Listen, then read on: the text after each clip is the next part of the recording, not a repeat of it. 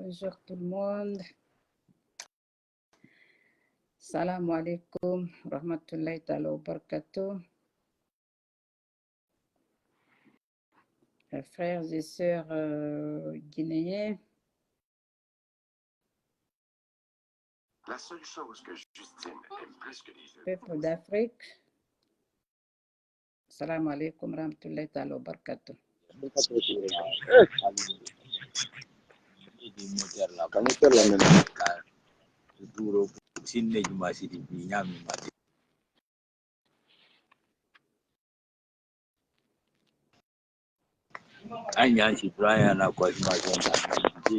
Excusez-moi. Hein.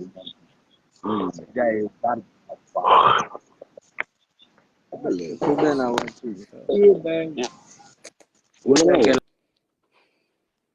ne sais pas pourquoi les gens sont bêtes comme ça. On te voit en ligne et puis on t'appelle sur vidéo. Excusez-moi. Hein. Bonjour, bonjour tout le monde. Salam alaikum. Venez, s'il vous plaît. Je ne vais pas tarder ici, là, aujourd'hui. Donc, venez, s'il vous plaît. On va parler un peu de notre pays. S'il vous plaît, vous venez vous partager. Merci beaucoup d'être là. C'est toujours un plaisir pour moi. Hein? Merci beaucoup. Je veux qu'on parle encore de notre transition, comme toujours. Vous venez vous partager, s'il vous plaît. Venez vous partager. Aujourd'hui, là, je n'ai pas beaucoup de choses, pas beaucoup de choses à dire, mais je ne vais pas trop tarder ici. Les obligations m'obligent. Donc, vous comprenez un peu, c'est la fin de semaine. Donc, nous, les femmes, là, on court derrière nos affaires en fin de semaine. Donc, vous venez là, vous partagez et puis on va parler un peu de ce qui se passe aujourd'hui dans notre pays et puis dans le monde concernant notre pays. Vous vous rappelez ici que je me suis exprimée ici sur l'implication effective de la communauté internationale dans le coup d'État en Guinée. Vous vous rappelez?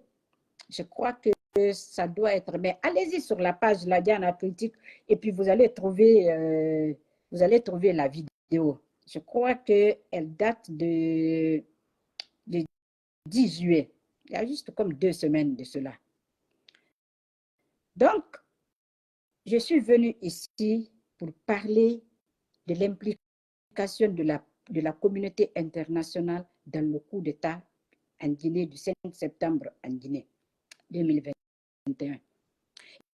Et puis, j'ai eu à parler, il y a beaucoup de personnes, bon, je ne dis pas des personnes influentes, mais il y a beaucoup de personnes qui m'avaient appelé pour me dire « Non, ne parle pas comme ça, ne dis pas ça, parce que tu ne sais pas pourquoi, tu ne sais pas ce que tu dis, tu ne peux pas vérifier. » Et puis, la France n'est pas mêlée de ce coup d'État-là. La France ne veut rien savoir de ce régime comme ci, comme ça.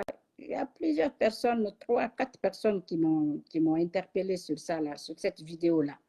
Mais qu'est-ce que moi, je leur ai dit? Moi, je leur ai dit tout simplement que quoi qu'on dise, quoi qu'on fasse, moi, je me fie à mon intuition féminine, je me fie à mon intuition intellect. Donc, ce que j'ai comme ça dans ma tête, comme conviction, il n'y a personne qui peut changer ça.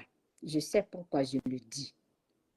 Vous savez, il y a des personnes qui, sans vouloir me donner ce crédit-là, mais je l'ai quand même parlé ici, là, que la communauté internationale était impliquée dans ce coup d'État. Et effectivement, aujourd'hui, on a une journaliste française qui est écrivaine aujourd'hui, qui a écrit un livre et qui a parlé effectivement de l'implication et la complicité de la communauté internationale dans le coup d'État en Guinée.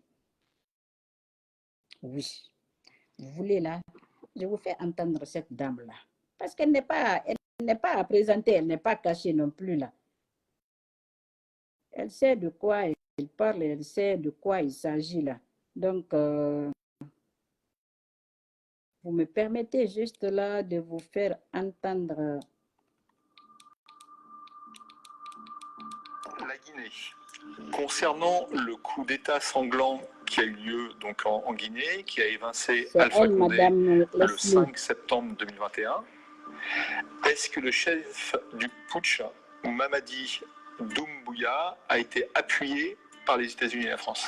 J'ai choisi de mettre ce coup d'État, d'intégrer ce coup d'État dans cet ouvrage, dans toute la partie coup d'État, parce qu'il est exemplaire des doubles standards, de la géométrie variable, et vraiment, ça c'est presque un cas d'école. Partagez s'il vous plaît, partagez du s'il 5 vous plaît. septembre, ça a été un coup d'État. Partagez, mettez les cœurs. Coup d'État qui a été, parce que dans tous les autres coups d'État, il faut préciser, il n'y a pas eu de mort. C'est ça. Aucun mort, aucun blessé. Bon, peut-être que quelque part il y a eu de morts et qu'on les a cachés, mais peut-être au Burkina Faso lors du premier coup d'État. Mais sinon, aucun coup d'État n'a été sanglant. Celui qui a eu lieu en Guinée-Conakry a été particulièrement sanglant. Alors, il faut savoir une chose aussi, c'est que les morts pendant les coups d'État, c'est un peu l'omerta absolue. Là, on sait, j'ai été en Guinée, j'ai rencontré les gens, on sait, alors on n'a pas de chiffres précis, mais c'est quand même important, hein, c'est entre 100 et certains disent jusqu'à 160. Il y a des associations de femmes qui ne peuvent plus parler aujourd'hui, mais qui cherchent toujours la dépouille de leur mari. Ça a été, alors pour le coup, un vrai coup d'État, qui a été néanmoins très bien monté, parce que, bon, je le raconte dans le livre, il y a eu une infiltration intérieure, et il a été réalisé par les forces spéciales de Guinée. Ce qui est très curieux dans ce coup d'État, donc il chasse Alpha Condé, le président Alpha Condé qui était là depuis 10 ans et qui avait fait et qui s'était fait élire pour un 3e mandat constitutionnel qui était très très mal passé parce que bon, les 3e mandats anticonstitutionnels ne sont jamais bien approuvés. Mais donc Alpha Condé est déchu lors de ce coup d'État. Mettez les cœurs s'il vous plaît, partagez. Première chose, celui qui va devenir chef de la junte, qui est le chef des forces spéciales, Mamadi Doumbouya, qui est un ancien légionnaire français, marié avec un officier de la gendarmerie française, une officier de la gendarmerie française, ne participe pas au coup d'État. Lui, il est tout le monde me raconte qu'il est dans une voiture près d'une ambassade, voilà, il attend que le coup d'État soit fini. Mais en revanche, ce qui est très curieux à ce moment-là, c'est que on voit des militaires américains suivre le convoi, une fois que le coup d'État est fait, que Alpha Condé a été pris par les militaires et qu'il est déplacé de son palais au camp militaire. Donc, dans la foulée de ce convoi, on voit des militaires américains tout joyeux qui suivent le convoi. Donc, ça, c'est quand même surprenant pour le moins. Alors, bien évidemment, les images sont passées sur Internet. On a vu ces vidéos avec Jai rigolant, se faisant acclamer par la foule. Donc, le Pentagone a réagi, Africom a réagi, le consul de Floride en Guinée, je ne sais plus, bref, un consul américain a réagi. Tout le monde a réagi en disant non, non, ils étaient là, mais c'était par erreur. Et puis quand ils ont vu le coup d'État, bref, toujours est-il qu'ils étaient là. Et après, j'ai appris, alors c'est très difficile à vérifier, mais j'ai appris que il y avait 100 militaires américains qui étaient arrivés la veille au soir et qui étaient arrivés dans un grand hôtel de la place, voilà. Donc, est-ce que les forces spéciales guinéennes ont été aidées par les militaires américains. Oui, madame. Une interrogation, mais il y a quand même des éléments qui permettent. Oui, madame. Vous avez écouté cette journaliste qui est devenue aujourd'hui écrivaine, qui s'appelle Leslie Warren, qui a fait des investigations et puis elle a fait un livre. Dans le livre, elle a introduit le coup d'État, tous les coups d'État qui se sont passés en Afrique, surtout en Afrique de l'Ouest, et puis la zone CEDEAO, et puis elle a inclus aussi le coup d'État qui s'est passé en Guinée le 5 septembre 2021. Comme vous avez entendu, j'ai commencé par ça, j'en ai parlé ici. Quand j'en ai parlé, qu'est-ce que les autres ont pensé? Qu'est-ce que les uns et les autres ont pensé? Parce qu'il y en a qui ne veulent pas qu'on parle de la France. Quand il s'agit de la France, il y en a qui ne veulent pas qu'on parle de la France. Alors que dans toutes les politiques en Afrique, la France est impliquée. Mais ce que la France n'a pas digéré depuis que le monde est monde, c'est quand la Guinée a pris son indépendance prématurée en 1958. Ça, la France n'a pas digéré ça. Donc aujourd'hui, la France passe par tous les moyens de récupérer la Guinée. Vous avez entendu la dame, l'écrivaine, dire que la Guinée possède aujourd'hui le plus grand gisement de fer au monde. Donc, la Guinée est convoitée par toutes les puissances que vous pouvez connaître. Toutes les puissances. Mais pourquoi ils ont fait le coup d'État? J'ai fait allusion à ça ici une fois, quand Alpha Condé avait commencé à comprendre la France, la politique française en Afrique. Et puis Alpha Condé avait commencé à se défaire petit à petit de la France, de la politique française en Afrique. Il est parti assister à un forum, à une rencontre à Abidjan, en Côte d'Ivoire, là où il a déclaré que les Africains devaient couper maintenant le cordon ombilical avec la France. Alassane Ouattara était là, c'est pourquoi le troisième mandat d'Alassane Ouattara a été supporté, soutenu par la France. Il a été élu et puis félicité par la France, Emmanuel Macron. Et puis, celui de la Guinée n'a pas été plébiscité de la même façon.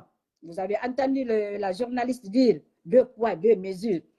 Donc, Alpha Condé prolifère les menaces comme ça de couper le cordon ombilical. Tout de suite là, la France a su que, et puis, je l'ai dit ici, la réaction de Idriss Déby, l'ancien président du Tchad, aussi a suivi, comme quoi les Africains devaient vraiment couper le cordon ombilical avec la France. Donc, la France n'a pas digéré ces réactions aussi, ces menaces aussi, qui allaient être effectives vraiment là si Alpha Condé restait au pouvoir en Guinée. Donc, la France s'est arrangée avec la participation de toute la communauté internationale. Parce que quand on parle des États-Unis, des militaires américains sur le sol d'un pays là, en complicité avec la France, il faut savoir que c'est toute la communauté internationale qui est là. Parce que la France et les États-Unis font partie d'une même alliance de l'Atlantique du Nord, l'OTAN. Donc, si la France est présente dans un pays, il faut penser tout de suite que les Américains sont là. Si les Américains passent à l'action, il faut savoir que c'est la France qui a donné les moyens logistiques ou quoi là. Il faut toujours penser à ça là. Donc, si on dit aujourd'hui que moi, j'ai lancé cet appel-là à la communauté internationale dans cette vidéo du 10 juillet, appelant la communauté internationale d'aider la Guinée à se débarrasser de ce criminel. L'ancien légionnaire de la France. Vous avez entendu la dame. La femme de Mamadi est française. Mamadi, il a la nationalité française aussi. Donc, il fait tout pour travailler, pour protéger et puis défendre les intérêts de la France. Donc, aujourd'hui, moi, je me réjouis vraiment là du fait que moi, j'ai parlé de la complicité et puis la participation effective de la communauté internationale dans ce coup d'État-là. Je n'avais même pas... Cette vidéo-là, elle est sortie, ça fait pas longtemps là. Et moi, j'ai fait cette vidéo-là, ça fait 2 semaines. Donc, à tous ceux qui pensent que les Américains ne peuvent pas faire ci, les Américains ne peuvent pas faire ça, non. En matière d'intérêt, les Blancs n'ont pas d'amis. C'est ce qu'il faut savoir. En matière d'intérêt, là, les Blancs n'ont pas d'amis. Les Occidentaux n'ont pas d'amis. Ils n'ont que des intérêts à défendre, à tirer le plus possible, le plus longtemps que possible. Voilà ce que la communauté internationale fait dans nos pays. Mais ça, c'est en complicité avec la France. Parce que pourquoi? Avec le projet Simandou, Alpha Condé avait beaucoup de partenaires. Il y avait des Russes, il y avait des Chinois, il y avait des Turcs, des choses comme ça. Et la France se voyait lésée dans le partage. Et en tenant compte des menaces aussi là de Alpha Condé en Côte d'Ivoire et puis d'Idriss Déby, donc la France, Emmanuel Macron, il a jugé nécessaire que c'était normal de passer à l'étape suivante. Et l'étape suivante là, c'était le coup d'État. Et le coup d'État, quand ça se faisait, Mamadi Doumbouya n'était pas là, je l'ai dit ici. Mamadi Doumbouya n'était pas là. Mamadi Doumbouya était flanqué dans un blindé devant l'ambassade de la France. Si le coup d'État ne réussissait pas, ils allaient l'ambassadeur. Et puis, ils étaient tous là. Tout le personnel de l'ambassade de la France là, était là ce jour-là. Donc, si le coup ne réussissait pas, ils allaient juste ouvrir la porte. Mamadi allait rentrer. Vu qu'il a la nationalité française, donc il a le passeport français. Même s'il n'a pas la nationalité, si un citoyen d'un autre pays court et puis il va dans une ambassade dans un autre pays là, de facto là, on lui donne l'asile. Voilà comment ça se passe en matière de choses, de relations internationales. Selon la Convention de Vienne, c'est comme ça. Tu viens, même si tu n'as pas la nationalité de ce pays-là, tu viens, ta vie est en danger, tu cours, tu viens devant une ambassade, tu demandes l'asile, on ouvre la porte, on te donne l'asile. C'est comme ça que ça se passe. Donc, c'est ce que Mamadi préparait. Une chance pour eux. Malheureusement pour nous, le coup d'État a réussi. Nos frères n'avaient pas compris parce qu'ils ont été bernés par Mamadi, comme quoi c'est le palais qui était attaqué. Mais aujourd'hui, ce coup d'État-là est fait. Qu'en est-il aujourd'hui des résultats? C'est la question qu'on doit poser aujourd'hui là à la communauté internationale, à la France. Parce que je ne sais pas si les gens ont vu, je ne sais pas, hier ou bien aujourd'hui, la communication de Djibril Silla, AG, au Sénégal. Bientôt, on va demander le départ de la France en Guinée. Emmanuel Macron, écoutez très bien, partagez-moi cette vidéo-là. S'il vous plaît, partagez cette vidéo-là. Mettez les cœurs, partagez cette vidéo-là parce que je veux que la communauté internationale entende cette vidéo. Je veux que la communauté voie cette vidéo. Je veux que Emmanuel Macron voie cette vidéo-là et puis qu'il prenne conscience que nous ne sommes pas dupes, que le peuple de Guinée n'est pas dupe, qu'il y a beaucoup d'intellectuels dans notre pays qui peuvent savoir, qui peuvent comprendre les manigances de la France et puis de la communauté internationale. Quand je parle de la communauté internationale ici, là, la CEDEAO fait partie, l'Union africaine fait partie. Les deux entités là, les deux institutions là, elles font partie aussi. Donc, ce qu'on dit aujourd'hui là, ce qu'on va dire à Emmanuel Macron aujourd'hui, Emmanuel Macron, tu as perdu le Mali, tu as perdu le Burkina, tu as perdu le Niger, tu es sur le point de perdre le Tchad. Et si la Guinée vient s'ajouter à ça, là, et c'est ce qui va se passer, ça là, je ne crois pas que les Français même là vont te pardonner. Non, je ne crois pas. Parce qu'avec la situation politique et économique aujourd'hui là dans ton pays, en France, je ne crois pas si les gens seront prêts à te pardonner. Donc, ce qu'on va dire à la communauté internationale, je réitère ici mon appel, il faut que la communauté internationale se bouge. Il faut bouger, il faut nous débarrasser de Mamadi Doumbouya, de CNRD dans notre pays. Parce que ce qui se passe aujourd'hui dans notre pays, ce n'est pas anodin. Ce qui se passe aujourd'hui dans notre pays, c'est inacceptable. Je crois qu'il n'y a aucun Français qui va vouloir qu'on tue les Français comme ça, ou bien qu'on les kidnappe comme ça, là, ou bien qu'on les fasse du mal comme ça, parce que juste, il y a Emmanuel Macron qui veut faire un troisième mandat, ou bien Emmanuel Macron qui veut faire asseoir son pouvoir. Non, non, ça ne se passe pas comme ça. Donc, on lance encore un autre appel à la communauté internationale, la France, États-Unis, tous les présidents qui sont impliqués dans ce coup d'État-là, il faut nous débarrasser de Mamadi Doumbouya. Il faut nous débarrasser de Mamadi Doumbouya. Parce que ce qui se passe aujourd'hui, la France, Emmanuel Macron connaît très bien l'état d'âme de Mamadi Doumbouya. Parce que quand tu travailles pour un pays, là, il faut savoir qu'il y a des dossiers qui sont classés secrets. Il y a des dossiers classés secrets. Donc, dans ces dossiers-là, existait le dossier de Mamadi Doumbouya. Donc, Emmanuel Macron savait déjà là quelle personne Mamadi Doumbouya était. Mais ils se sont servis de Mamadi Doumbouya parce que la France voulait mettre la main sur le projet Simandou.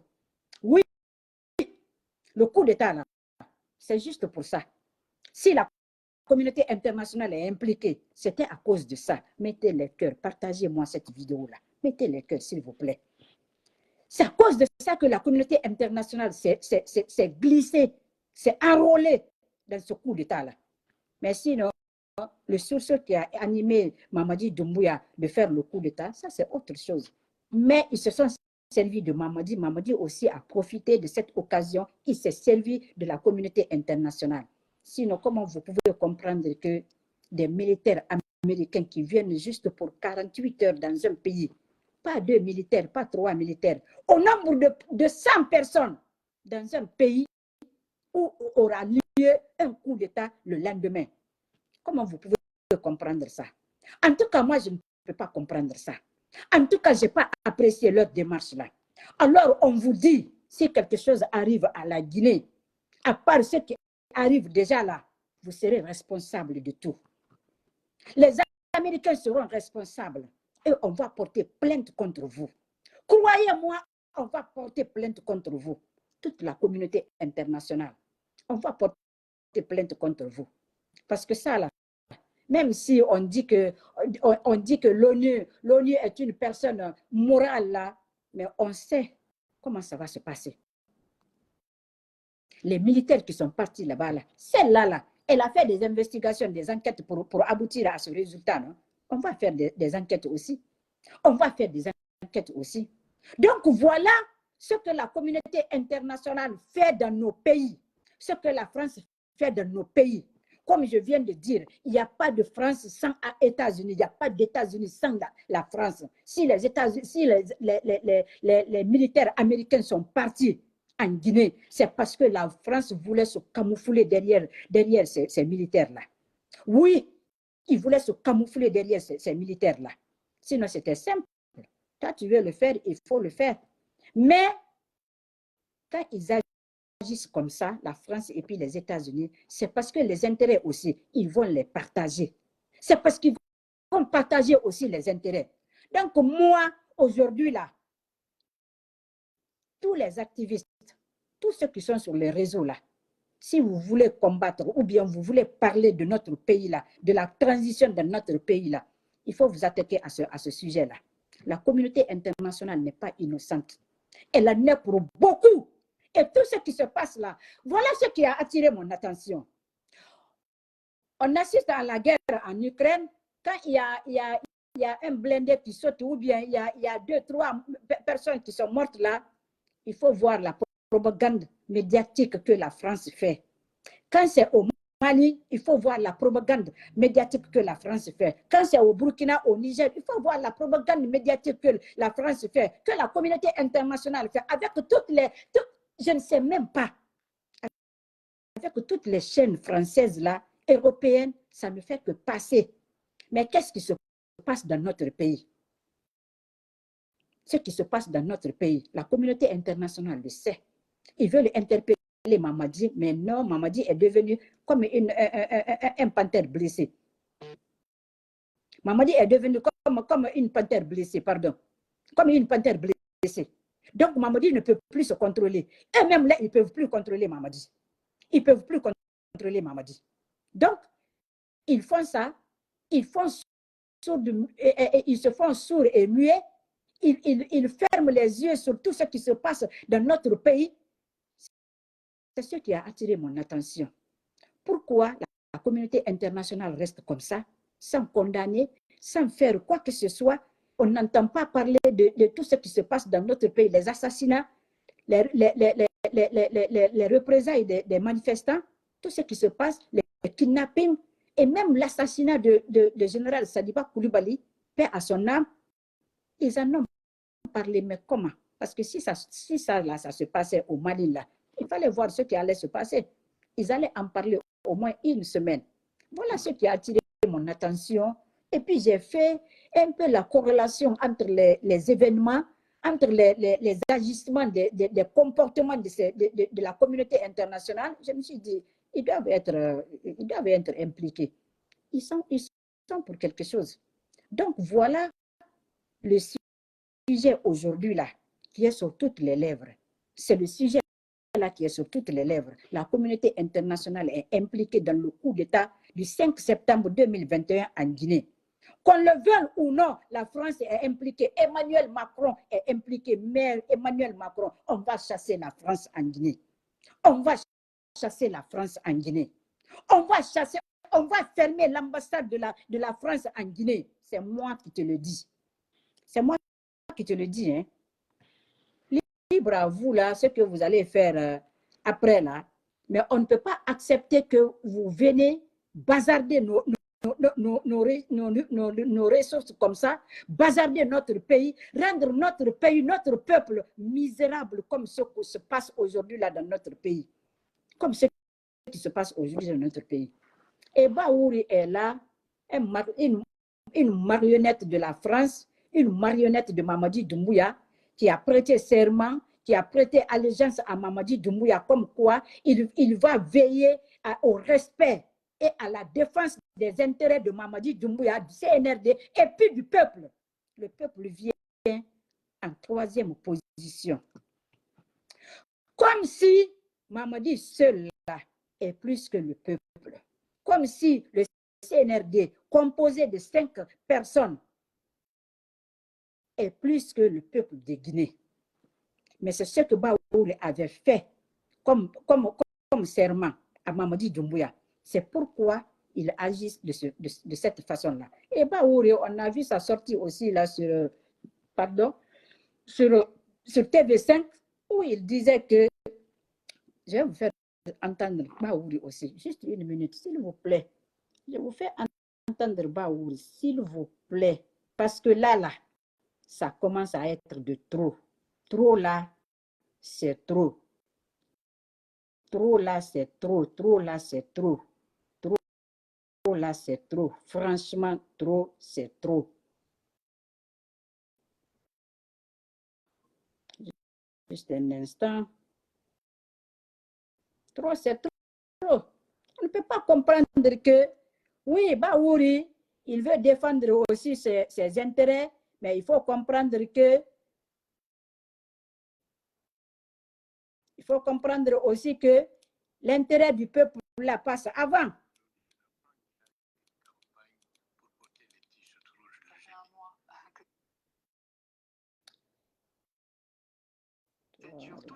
Donc cela veut dire que c'est que j'avoue, tout en étant à Conakry, et j'ai écoutez, hein, ça c'est juste. C'est aujourd'hui que j'apprends qu'il y a une campagne pour porter les t-shirts rouges le jeudi. Ça fait un mois que ça dure tous les jours. Donc cela veut dire que c'est quelque chose qui passe totalement inaperçu. Mais vous comprenez quand même la colère des personnes qui portent ces t-shirts. Bon, il peut porter les couleurs qu'il souhaite porter, mais je dois dire... Vous voyez comment Baouri, il banalise ils banalisent ce qui se passe dans notre pays, c'est-à-dire que les gens sont mécontents.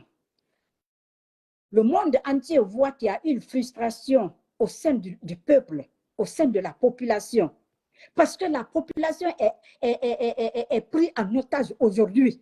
On ne peut pas manifester, même si tu en as marre, même si tu as mal, même si, c'est-à-dire que c'est comme si tu tombes malade. Et puis on te dit, tu ne peux pas aller voir un médecin. Qu'est-ce qui va se passer? Est-ce que tu vas endurer la douleur longtemps ou bien tu vas mourir? Voilà ce que Baouri essaye de nous faire passer comme message. Les gens sont frustrés. Les gens sont pris en otage. Les gens sont mal. Ils se sentent tellement mal, tellement frustrés qu'ils ne peuvent plus rien faire si ce n'est pas pour manifester leur mécontentement, leur colère.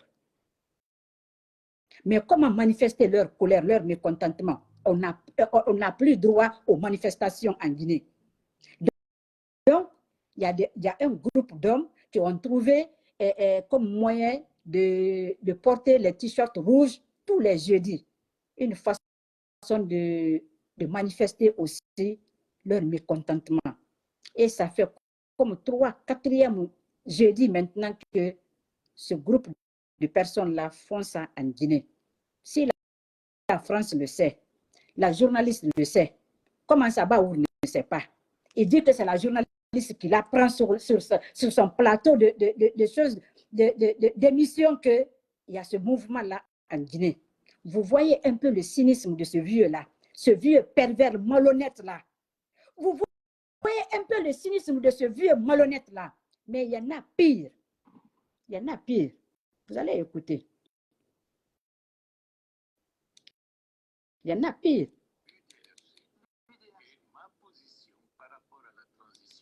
Contrairement à d'autres qui voulaient coûte que ce soit une transition très courte, j'avais dit il faut que nous fassions une transition qui permette à la Guinée de ne plus revenir en arrière. D'où la nécessité de la refondation, d'où la nécessité de mettre en place des mesures tant pour le... Attendez là pour qu'on soit fiables, les retrouver.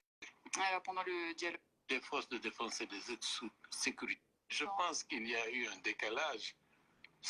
Une transition de courte durée, mais depuis que vous êtes Premier ministre, vous faites la promotion d'un glissement de calendrier. Vous l'avez dit même sur notre antenne de TV5 Monde. Que s'est-il passé? Non, je pense qu'il y a eu un décalage. Ça fait près de 10 ans, je ne suis pas à la tête de l'UFDG. Et je suis à la tête d'un parti qui s'appelle l'UDRG. Et ma position par rapport à la transition, contrairement à d'autres qui voulaient coûte que ce soit une transition très courte, partagez s'il vous plaît. Que nous fassions une transition qui permette à la Guinée de ne plus revenir en arrière. D'où la nécessité de la refondation, d'où la nécessité de mettre en place des mesures tant pour le recensement électoral qui permettent d'avoir des instruments fiables. Et donc, je ne suis pas... Mettez les cœurs, partagez s'il vous plaît. Faire une transition bâclée comme on l'avait fait en 2008-2009 et par la suite, on a perdu 10 ans. Aujourd'hui, nous sommes en train de travailler à faire en sorte que l'État entre dans une phase de refondation en français, de state building en anglais, pour que la puissance publique ait les moyens d'organiser le pays sur le plan électoral, sur le plan économique et sur le plan social, de telle manière que les facteurs qui ont amené aux dérives que nous avons connues par le passé et aux fragilités structurelles économiques ne nous obligent pas ou n'obligent pas la société encore à revenir en arrière. C'est ce travail-là qui est en train d'être fait. Et oui, effectivement, vous étiez président de l'URDG, dissident de l'UFDG, de Cellou Dalein Diallo. Justement, j'allais en venir. Voilà plus d'1 an que certains opposants, comme vous l'étiez aussi, sont en exil. Je pense aussi à Sidya Touré, Cellou Dalein Diallo. Vous échangez avec eux aujourd'hui? Non, j'ai échangé il y a quelque temps avec M. Sidya Touré. M. Cellou Dalein Diallo, ça fait un certain temps, nous n'avons pas échangé. Partagez s'il vous plaît, mettez les cœurs. Ce n'est pas ça qui importe. Ce qui importe, c'est les facteurs de changement qui sont en œuvre en Guinée. La Guinée est en train d'entrer dans une phase de transformation inédite qu'elle n'a pas connue depuis l'indépendance. Vous avez entendu Baouri. Vous avez entendu Baouri. On lui pose la question sur les leaders qui sont en exil. Il dit que ce n'est pas ça l'important. L'important, c'est la transformation qui est en train de se faire en Guinée. Quelle transformation? Quelle transformation? Du fait que Mamadi soit parti acheter plus de 150 blindés contre le peuple, c'est ça la transformation? La transformation du fait que le peuple soit bâillonné par les forces spéciales, c'est ça la transformation? La transformation du fait que nos frères soient kidnappés à tout bout de champ en Guinée, c'est ça la transformation? C'est ça la transformation Baouri?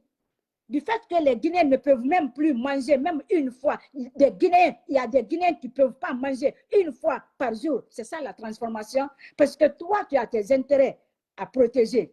Donc, il ne veut pas que la transition soit courte. Il veut que la transition soit plus longue que possible.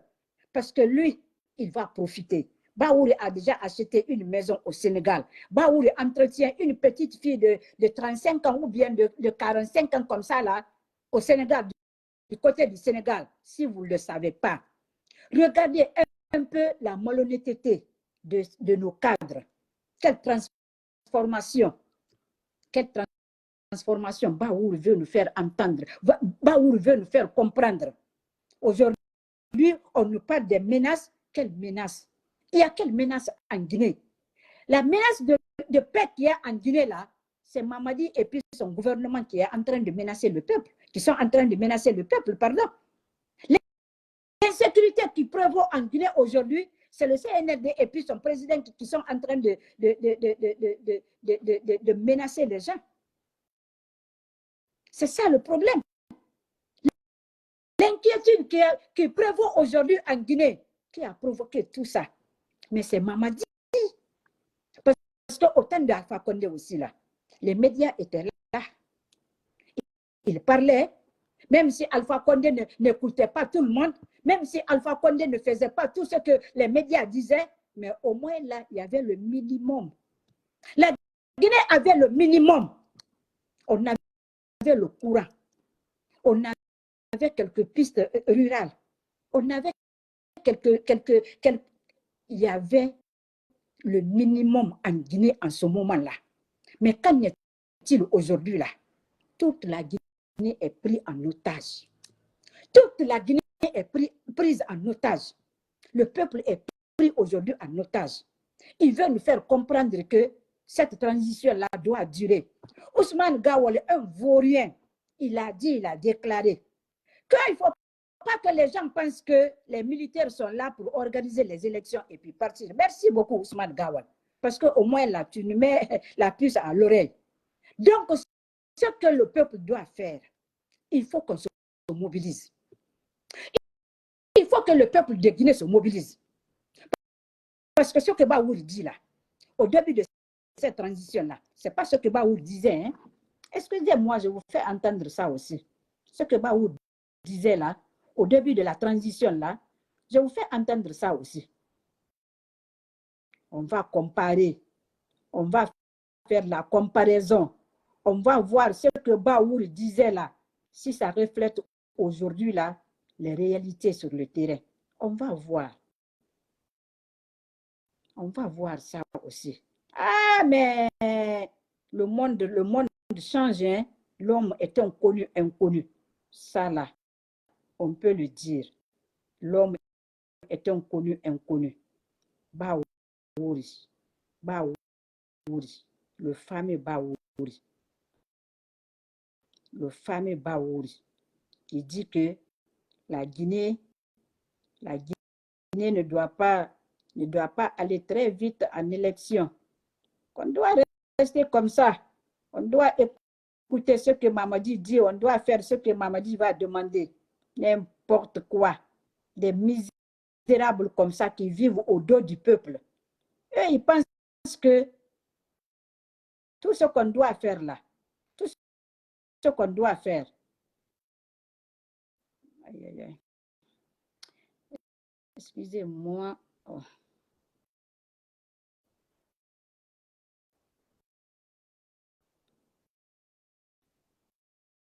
Ils pensent que le monde va tourner autour d'eux là. Ils pensent que le monde va tourner autour d'eux. Ils pensent que c'est Mamadi qui va faire la vie des Guinéens. Non, Mamadi ne peut pas faire la vie des Guinéens. Mamadi ne pourra pas faire la vie des Guinéens.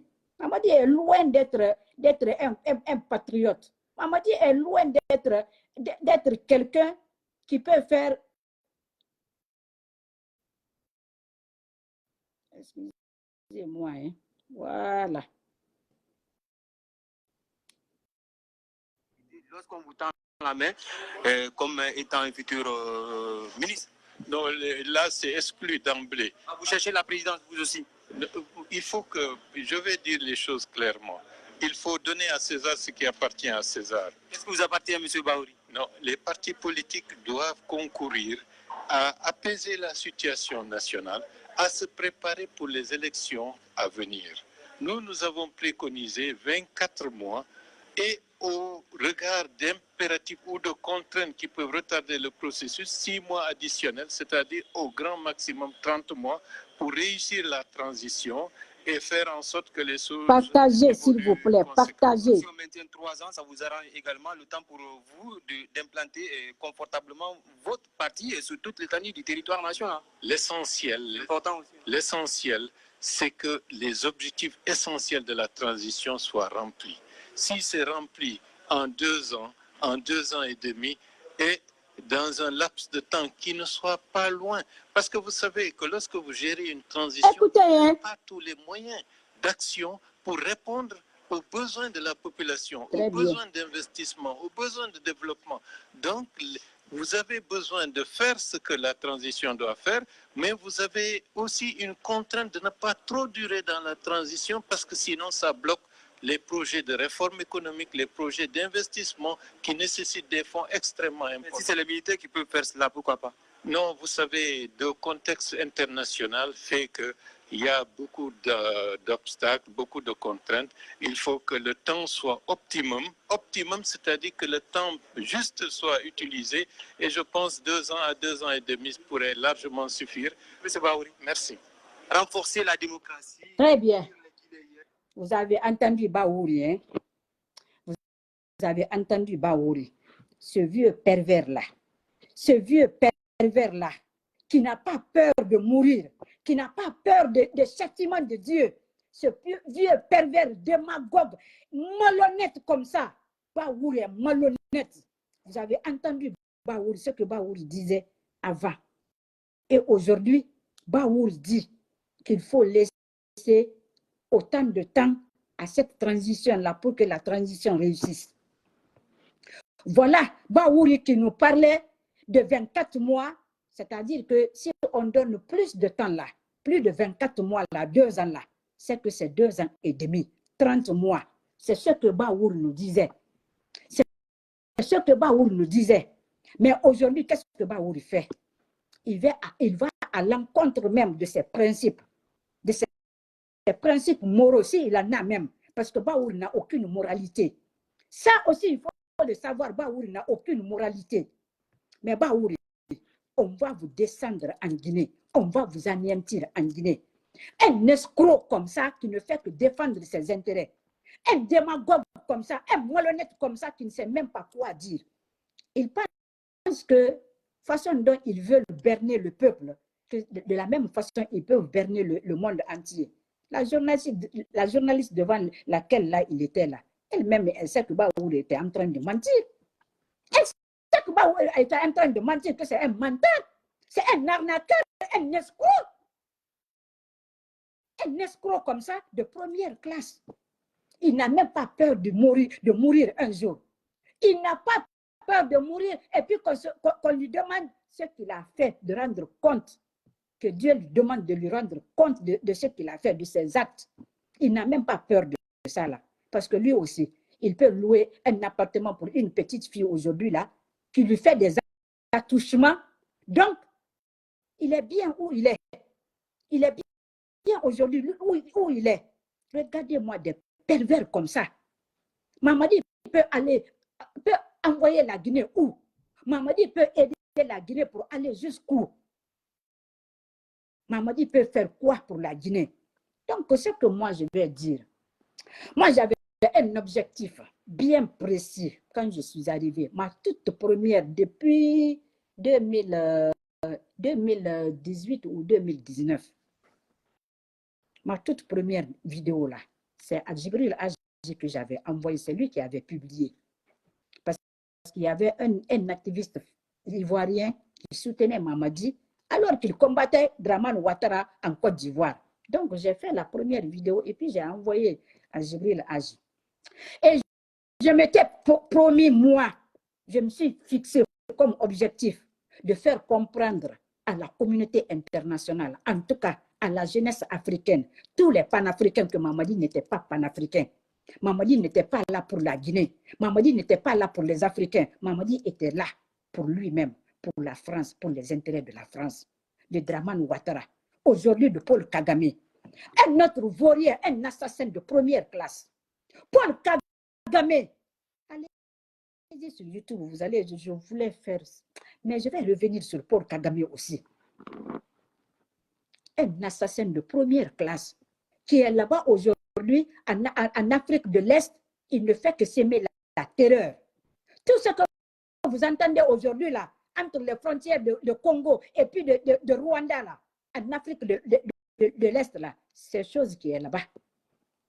C'est Paul Kagame qui est là-bas, avec ses milices de M23.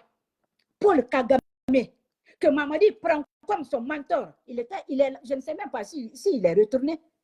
Le jeudi, là, il était au Rwanda, parce qu'il ne peut aller nulle part. C'est à Paul Kagame que Macron donne maintenant là, les instructions, et puis il s'en va là-bas pour prendre des instructions, venir infliger ça au peuple de Guinée. Dieu va vous maudire tous, mais Mamadi, tu vas tomber en Guinée. Parce que ce qui t'arrive là, Mamadi, si tu étais intelligent, en tout cas moi, si tu étais intelligent, tu étais comme moi, Mamadi, tu allais quitter la Guinée, tu allais quitter ce pouvoir-là.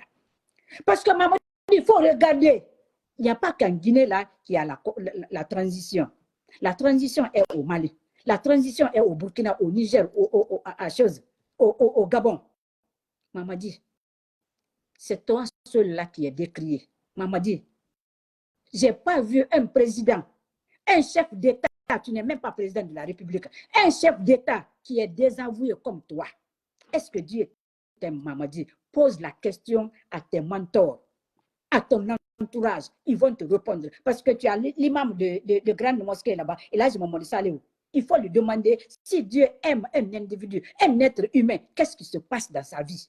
C'est le monde, les humains là qui t'aiment. Comment ça se passe? Dieu passe le message à l'ange Jibril, alayhi salam.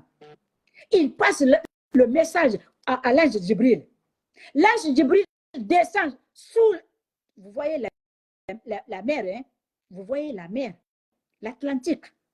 L'ange Jibril descend sous la mer.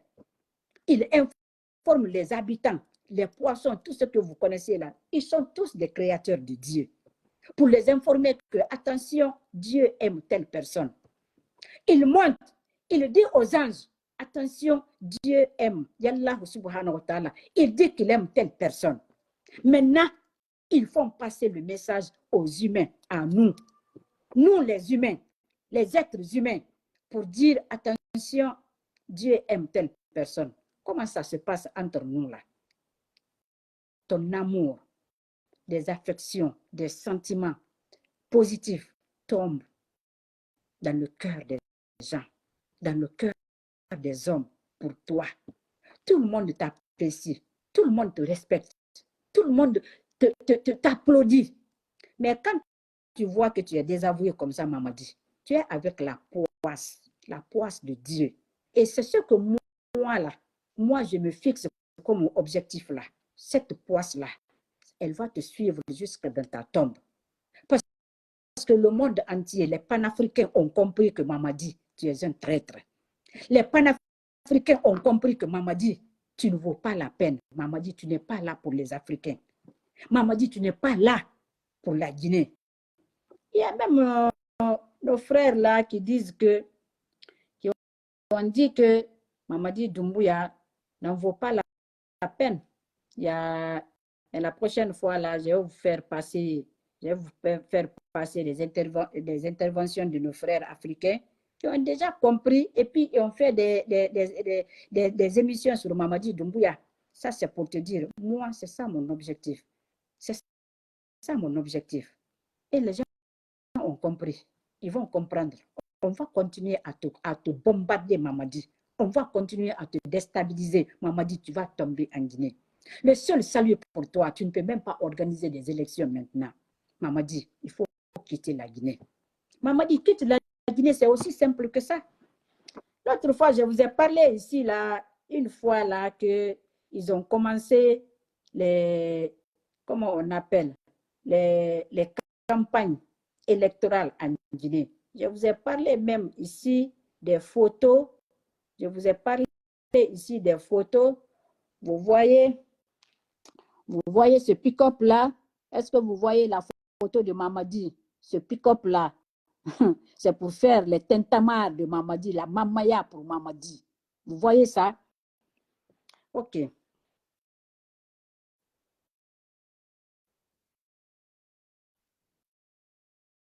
Vous voyez un autre pick-up? C'est écrit en bas ici là. Vous voyez ici, c'est écrit CNRD. Vous voyez CNRD. Est-ce que vous voyez bien? Mettez les cœurs, s'il vous plaît. Partagez-moi cette vidéo-là. Mettez les cœurs. Vous voyez les pick-up, il y en a des centaines et des milliers comme ça, là, de Mamadi. Beaucoup comme ça. Excusez-moi, mon appareil est déchargé. Beaucoup comme ça de Mamadi. Beaucoup comme ça, des centaines comme ça, là. Je vous ai parlé ici des réunions. Vous voyez, ils ont déjà commencé les campagnes électorales. Vous voyez ça? Ça, c'est des voitures, des délégations qui viennent. Vous voyez ça? Vous voyez le pick-up de CNRD là-bas? Vous voyez ça? Je vous dis qu'on est en campagne électorale. Mamadi a déjà commencé les campagnes électorales. Vous voyez ça? Vous voyez ça? Des pervers pervertis. Juste des pervers pervertis. On va vous découper en Guinée un à un. Vous voyez? Vous voyez? Vous voyez? Vous entendez les bruits des instruments musicaux, hein? Vous entendez? Voilà. C'est ce qui se passe aujourd'hui dans notre pays. Ça, c'est ce qui se passe aujourd'hui dans notre pays. C'est ce que Baour veut qu'on comprenne. Qu'il y a des choses qui se passent en Guinée, des transformations qui sont en train de se faire en Guinée, qu'on doit rester derrière Mamadi Doumbouya. Voilà ce qu'ils veulent nous faire comprendre, ce qu'ils veulent qu'on fasse. Ousmane Gawal dit que les militaires ne sont pas venus pour faire les élections et puis partir, laisser le fauteuil à quelqu'un d'autre venir s'asseoir. Baour aussi l'a dit. Voilà ce qui se passe aujourd'hui dans notre pays. Mes frères et sœurs guinéens, peuple d'Afrique, Mamadi Doumbouya a pris notre pays par la bénédiction de la communauté internationale, a pris aujourd'hui notre pays en otage. Mamadi Doumbouya a pris aujourd'hui la Guinée et le peuple de Guinée en otage. Il n'y a plus de presse, c'est comme ça que Paul Kagame opère au Rwanda. Il n'y a plus de presse privée. La presse qui est là, est-ce que ça c'est une presse même? Non. Non. Nos frères sont kidnappés, on ne sait pas où se trouvent nos frères. Je suis compatissante. à la plainte que les femmes, les épouses de nos frères ont déposée du côté de la France. Mais on peut faire encore plus que ça.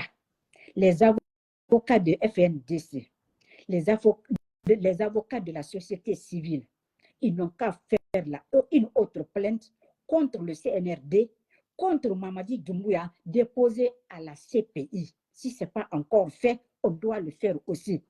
Et il ne faut pas oublier la femme de Mamadi Doumbouya. Il ne faut pas oublier la femme de Mamadi Doumbouya. Elle est complice des assassinats de chez nous. Elle est complice des détournements des fonds publics. C'est elle qui sort aujourd'hui nos pierres précieuses de la Guinée. Elle travaille directement avec la femme de Dramane Ouattara, avec la femme de Paul Kagame. Est-ce que vous voyez Paul Kagame aimer Mamadi à ce point-là? Maintenant, là, depuis quelque temps, je ne sais pas, ça va faire comme 5 ans, depuis le règne de François Hollande ou bien Nicolas Sarkozy, il y a eu un incident en France lors d'une visite d'un président de la République qui est venu, et puis le président n'est pas parti à l'aéroport l'accueillir. C'est le premier ministre ou bien le ministre des Affaires étrangères qui est parti. Donc, depuis ce jour-là, ce n'est plus à l'ordre du jour que le président de la République se déplace pour aller accueillir un autre président là, non, un autre chef d'État là, non, depuis ce jour-là, ce n'est plus à l'ordre du jour. Mais avant-hier là, le jeudi, c'est Paul Kagame lui-même là, il est parti jusqu'à... mais Allah subhanahu wa ta'ala. Mamadi prend notre pays comme ça, là, avec toutes les richesses qu'il renferme, et puis il offre à Paul Kagame et à la France sur un plateau d'or. Voilà, mes frères et sœurs, ce que je voulais vous dire aujourd'hui. Il faut qu'on se mobilise. Il faut qu'on se mobilise. J'ai vu notre frère Jibril Agi qui parlait ici, là, d'un autre arnaqueur.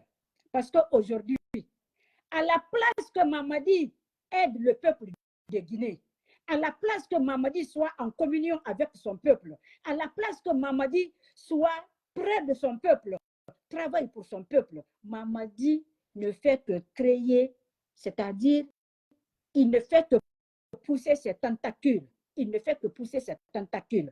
Par-ci, par-là, des fondations, par-ci, par-là, des partis politiques, des petits partis politiques, par-ci, par-là. Pourquoi? Parce que Mamadi ne veut pas quitter la Guinée. Il ne veut pas quitter le pouvoir. Mamadi veut s'éterniser au pouvoir. Donc, j'ai vu, mais ça, là, ça va faire l'objet d'une autre vidéo. Parce que je vais parler de ça, là, en Soso, à nos frères de Kaloum, qui se sacrifient comme ça, là, pour Mamadi Doumbouya. Demain ou le soir, je ne sais pas si le temps me permet, mais si le temps ne me permet pas, demain, je vais être là. Je vais vous parler de nos frères qui se sacrifient, qui se font mendiants, qui se font je ne sais pas quoi en Guinée à cause des télés de 25 pouces. Ça ne fait même pas. Voilà ce que je voulais vous dire aujourd'hui, mes frères et sœurs guinéens, chers compatriotes africains. Le combat continue.